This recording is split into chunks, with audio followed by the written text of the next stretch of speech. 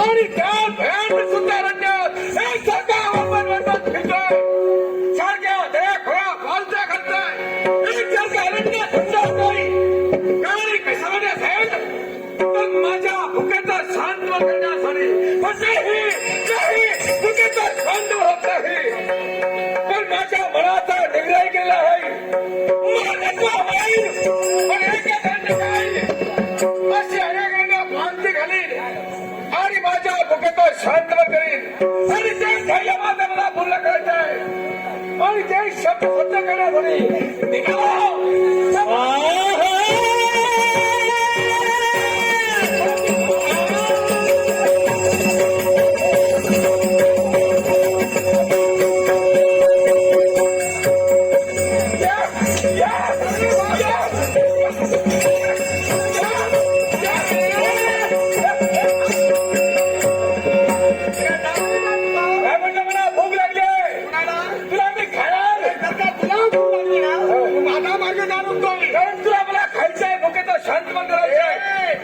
मला खाण्याचा प्रयत्न करू नको आणि मला खाण्याचा प्रयत्न करशील तुझा वाटतो.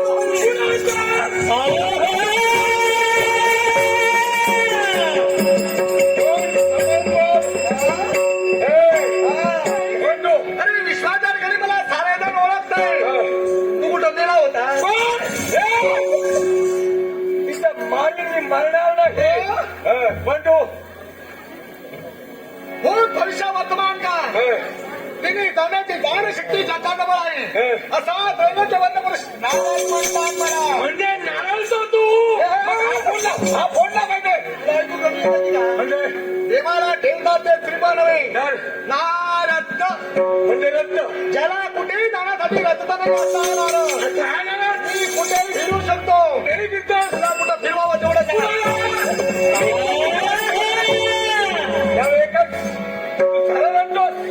मी कोण तू माणूस आहे.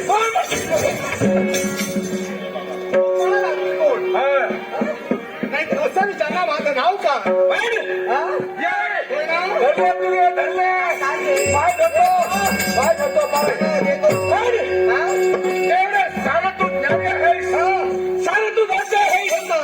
पण माझ्या भुकेचा शांतमान केव्हा होणार? त्याबरोबर त्याच्याला मी असताना तुझ्या भुकेचा शांतमान नक्की होणार पण आता नाही. त्यावेळी नाही नंतर मार्ग प्रतीक्षा केली पाहिजे. पण इथून गेलं पाहिजे. तो मार्ग मी तुला दाखवेन. त्या मार्गाचं जर का आचरण करशील तुझ्या भुकेचा शांत होणार. कुठला मार्ग आहे माझ्या भुकेचा शांत होईल?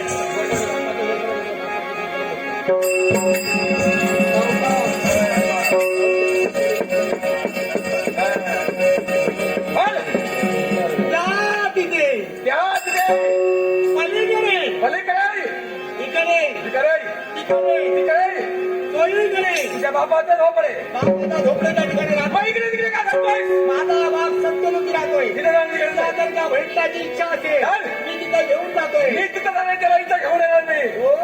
आत्मंकित आहे तो. मला सांगताय या मार्गाने गेला पाहिजे. इकडे जाऊ नको मला असं सांगायचंय. या मार्गाने जा.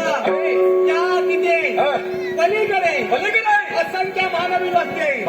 जसा वातावरण बदलतोय तसा वेगळा तसा माणसात बदलतोय. वेगवेगळा प्रश्न मिळणार. तुझ्या भुकेचं शांत